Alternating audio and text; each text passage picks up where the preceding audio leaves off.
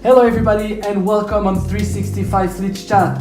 You know that you guys can be part of this. It's very easy. You just need to go on 365flix.com, buy or rent the film Attrition, and you can chat with Steven Seagal. How are you doing today? Wonderful, brother, wonderful. Everything is great. Great, thank you for being with us. Let's start with the questions. We have our first question from Alicia Whitefield. She is asking, "Hi Steven, I would like to know how did you come up with the ideas of your newest movie and how long did it take you to write it?" I wrote the movie fairly quickly. I probably wrote it in 6 weeks.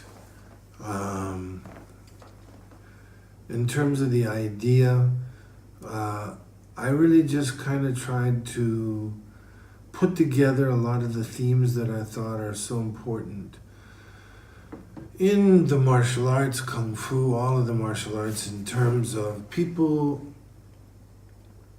honoring their masters, honoring the tradition, how deep and spectacular the traditions are, from the healing to wanting to make the world a better place, to being able to protect the innocent, and fight for what's right. And I think those are all the concepts that I put into one movie as best as I could, and as I've said before, really trying to pull the heartstrings of the public and demonstrate how a real hero or a real warrior behaves. That's what I tried to do in this movie. Dam Campo, you're quite an accomplished musician and guitarist who has collaborated with many well-known musicians. Who are some of your favorite musicians that you've been working with, and who would you like to work with in the future? Well, unfortunately, most of the guys that I want to work with in the future have passed away. As you know, I'm a blues musician, and 99.999% of the great blues masters have died, and interestingly enough, they've died all at the same time. In the last 10 years, we lost them all. So there's a gentleman called Joe Bonamassa that is a wonderful guitar player, singer, musician. Love to work with him. And in the past, I enjoyed working with many of the greatest blues legends, from B.B. King on down, and there's just a whole list of the great legends that I worked with. Now we're all here all alone, just trying to do the best we can to carry on the blues, and I'm sure there will be new blues legends that are going to come up and take over and make us all proud. Steven, what is your dream music project? Dream music project? Yes.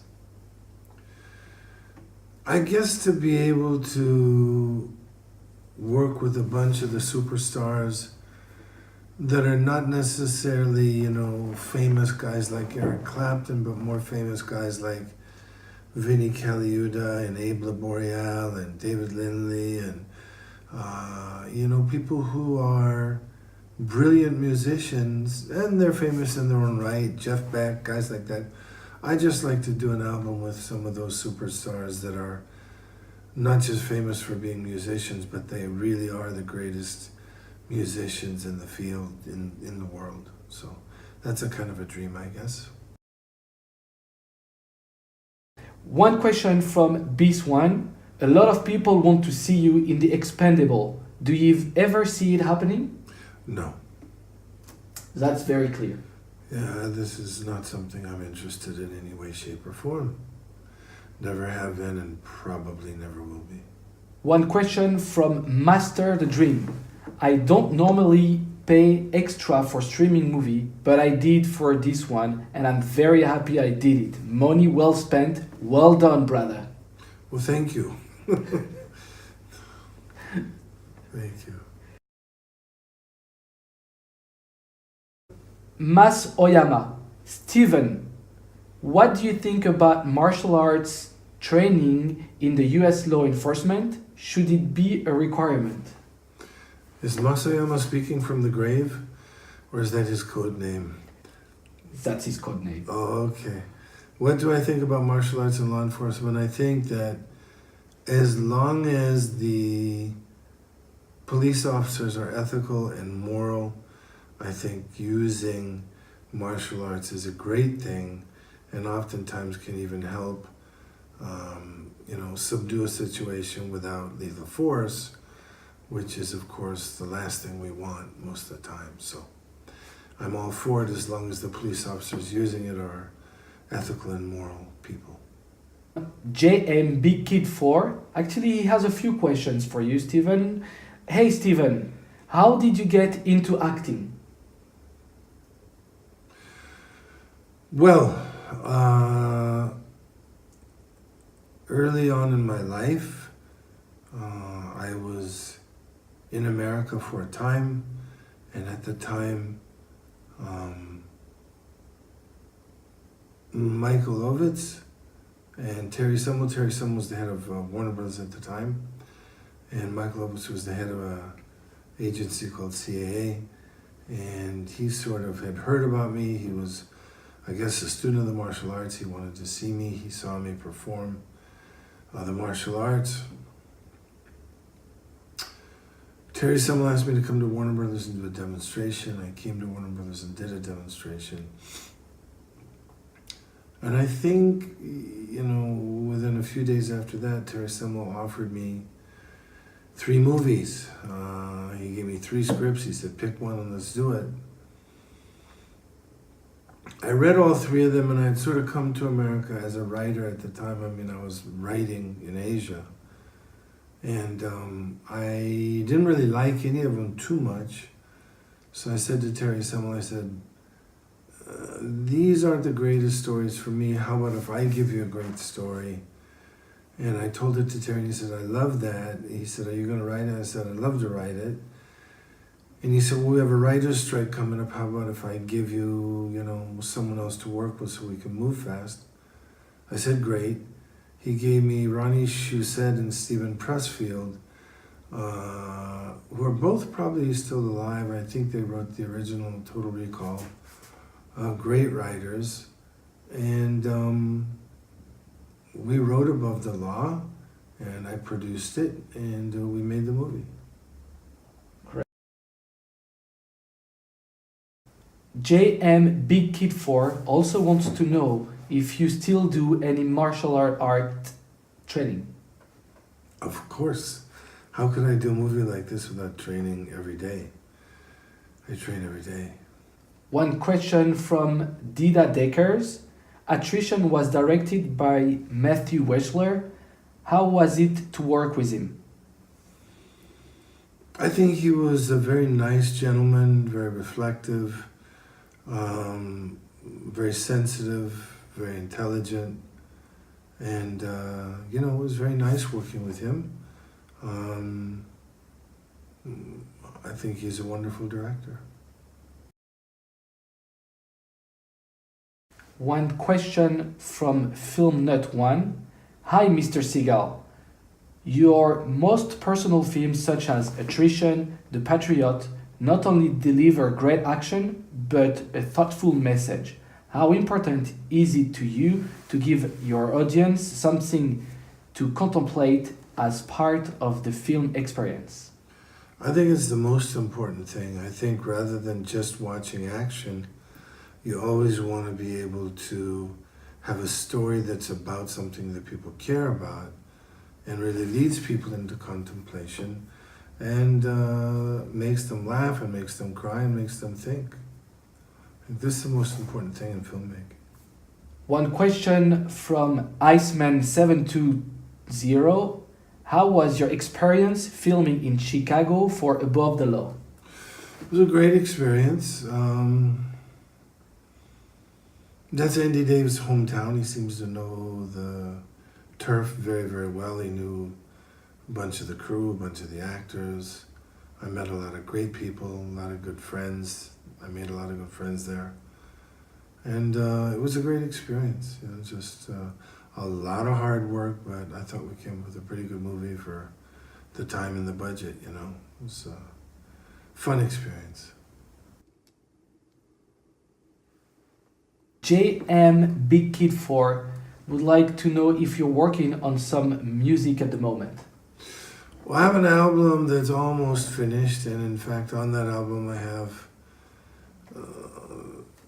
David Lindley, Vinnie Caliuta, Abel Boreal, a lot of these folks that I mentioned, Marty Greb, a lot of spectacular musicians, a bunch of great original songs, and I have to do some vocal overdubs and some guitar overdubs, and it will be finished. So as soon as I get the time, I'd probably do that. One question from Lady Tiger Eye 74. Dear Steven, I really love the new movie Attrition. What was one of your most easier scenes to do, and which one was your hardest? I think the fight in the herbal shop was the easiest and the hardest.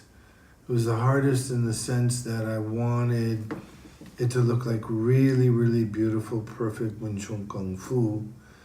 But I had great people, in there helping me out in terms of, who I was fighting with and stuff like that. The hardest stuff, or the hardest thing I ever did, was trying to set the tone in the beginning of the movie where I was really talking about where I had come from, the darkest, deepest, hardest world that I had just come from, and to be able to transfer that to the audience and let them know how anyone can rise up out of anything if they try hard enough. I remember that scene where you fight under the rain. You spent so many hours under the rain. Yeah. That was not hard for you? No, that was more of a simple fight. Wow. Yeah, the one in the herbal shop was much, much better for me, yeah. One question from Dida Dakers.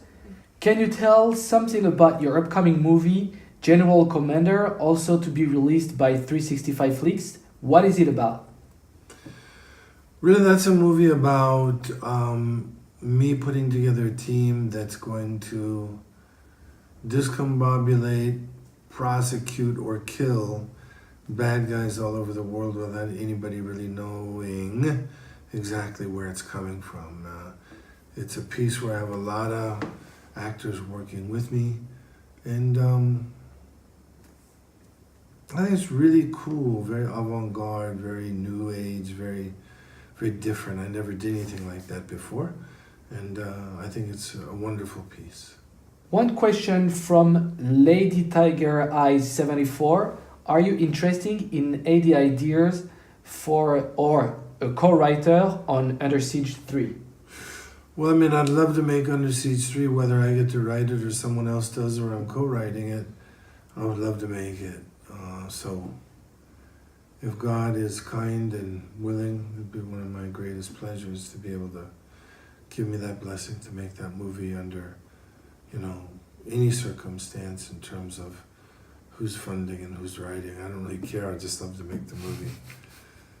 Icemine720 is asking, what is your favorite fight scene that you did?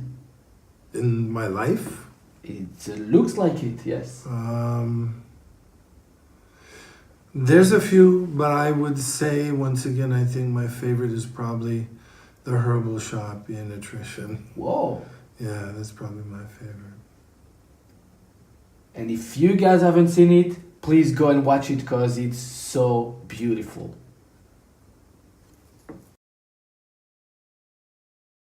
I don't think that fights should... The one thing I have against Kung Fu theater is when even guys that I love and respect get out there and then they fight 50 people at once. These things are so unrealistic and boring. And then, in Kung Fu theater, what I call Kung Fu theater is Kung Fu movies where they get into fights that last 10, 15 minutes. It's also very phony, very unrealistic. I like to make my fights much more realistic. So the fight in the herb shop is not a 10-minute fight, but it's how a fight would really be. Most fights wouldn't be much longer than that. From Dida Akers, I think family is one of the most important thing in life.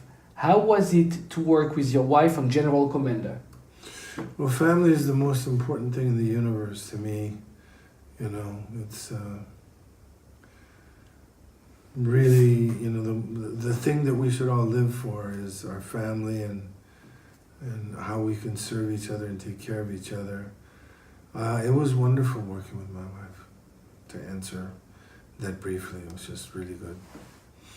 Dida Akers, I run your official fan website stevenseagal.net. Have you ever heard of it, and what do you think of it? I believe Philippe told me about it, and I'm really honored and thrilled, you know, that you're doing that, and I think it's fantastic. Thank you. Dida Akers again. Is there a director you would like to work with in the future? Maybe for your new Kung Fu movie you were talking about in the last chat. Well, if it's a Kung Fu movie, I'd love to work with Yuen Ping. I'd love to have him direct me. He'd be my number one choice. One question from Ronnie. Hi Steven, I really love your movies and I'm a great fan of yours. What impact do you think you have left on the action movie genre? Well, action movies have changed tremendously in the last 30 years. And I was doing sort of mixed martial arts before they used the word mixed martial arts, because I started out studying karate and kung fu and then went into aikido, and I always mixed all of them. But at the same time, I also did pure aikido in the films, and I believe that I am the one that really made aikido famous in the world more than, you know, most people did. So I think there's a specific brand of martial arts that I brought to the cinema that is a little different from other people, and I think that that's something that most people would, you know, admit. A question from JM Big Kid 4. How many guitars do you have? And do you have a favorite one? I have probably a couple hundred guitars, and I have an amazing blues collection because I have guitars from Albert King, B.B. King, Howlin' Wolf, Muddy Waters, John Lee Hooker, Lightnin' Hopkins, Albert Collins. I mean, just many great blues legends gave me their guitars, or I got them, you know, after they passed from family members and stuff. So, yeah, I got a lot of guitars still, and can I say which one is my favorite?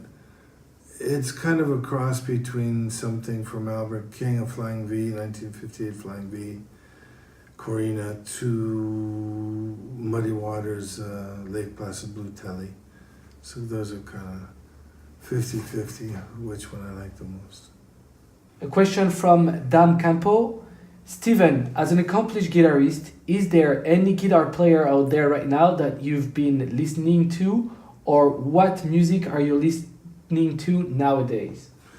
Well, most of the music that I'm listening to, most of the music I'm listening to is by people who've passed away. There's a few guys that are alive that I listen to, one being Joe Bonamassa. Question from More to This. My wife and I attended your performance at the Fillmore in San Francisco in 2006. Any plans to return to San Francisco in the future? I mean, music leads you everywhere in the world, and music is something that brings all people together, no matter what their philosophies or religions or politics are. So it's one of the reasons why I love music so much. And I remember playing at the Fillmore. I also remember going to the Fillmore when I was a kid and listening to Janis Joplin and Jimi Hendrix and people like that. So the Fillmore was a kind of an experience for me. I hope you guys liked the show and hope to be able to get back there and play again sometime soon. One question from Iceman720. Since a lot of guitarists prefer Strat or Les Paul, Do you prefer one or the other, or do you play them both? I definitely play them both. I have Les Pauls, Gold Tops, and Stratocasters. Lots of both. I love them both dearly and play them both. They're both sound different and play different and would be good for different kinds of music and different kinds of songs. And that's why we have lots of guitars to accommodate the different kinds of music we play. Film Nut 1. It's great to hear another album is on the way.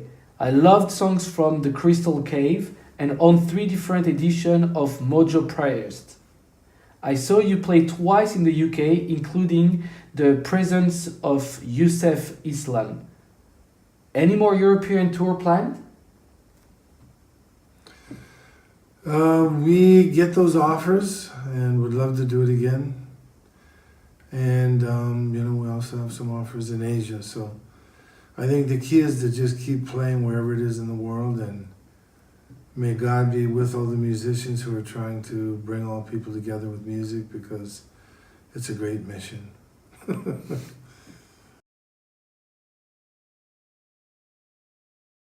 Dida Akers, would you like to make a movie with Dolph? A team up movie with the two of you would be great.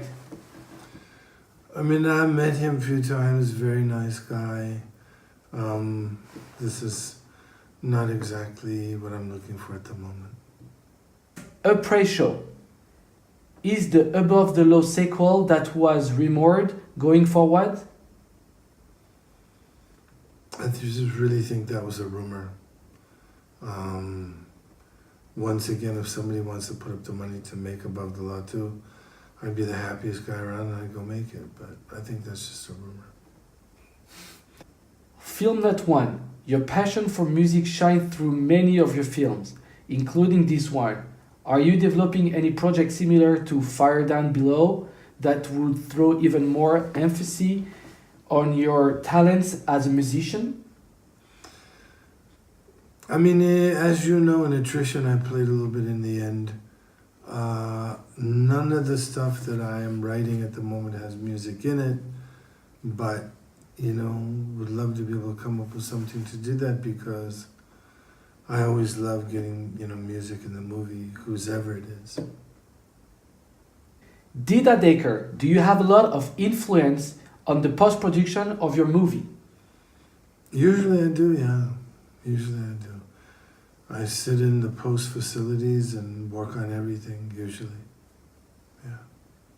Dida Dakers, there was an article last week that you were supposed to start shooting a movie called The Professional in October. Is that true?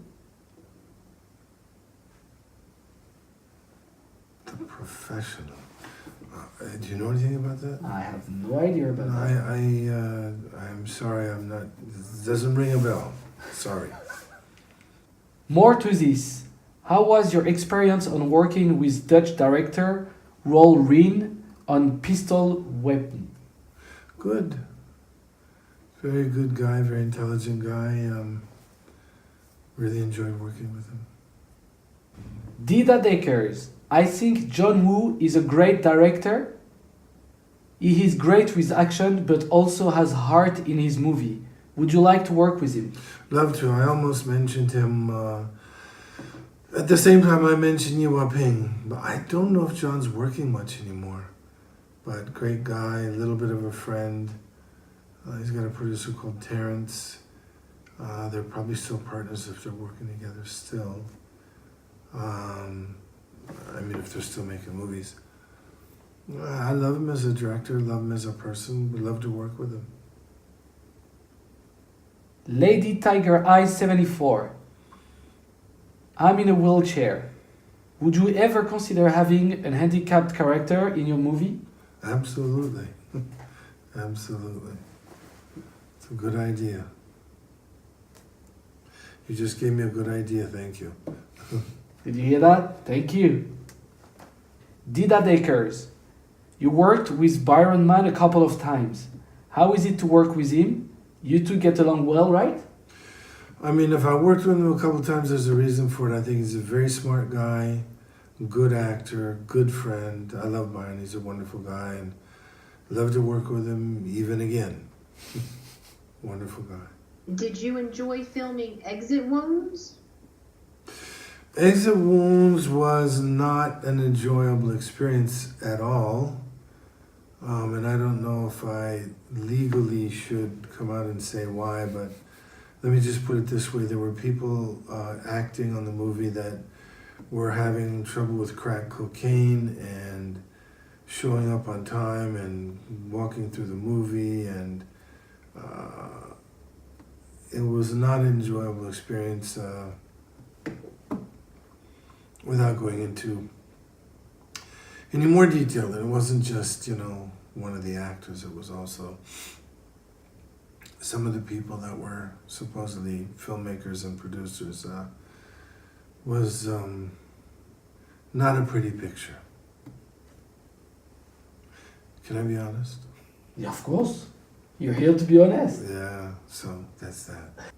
Dida Dekers, what is the next thing you are up to? Is it a new movie or something else?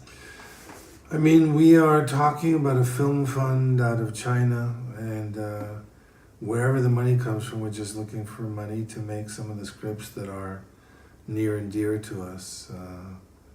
I spend a lot of time in Japan, time in Russia, time in China. So we, move around and meet people who are filmmakers and look at locations around the world, and we're just excited to keep making movies. Dida Dekers, I spoke with Philippe Martinez on the phone a couple of times a week ago about Attrition. How was it to work with him as a director on General Commander? Very good. I mean, I didn't have to work a lot because we had so many other stars. But for the work I did, it was great. For the work that I had to do, it was very good. Excellent. Well, thank you. This was Steven Seagal with you guys. So thank you very much, Steven Seagal, for being with us and spending time with your fans. I hope you're enjoying the experience. Thank you all very much. Sayonara. Thank you. Thank you.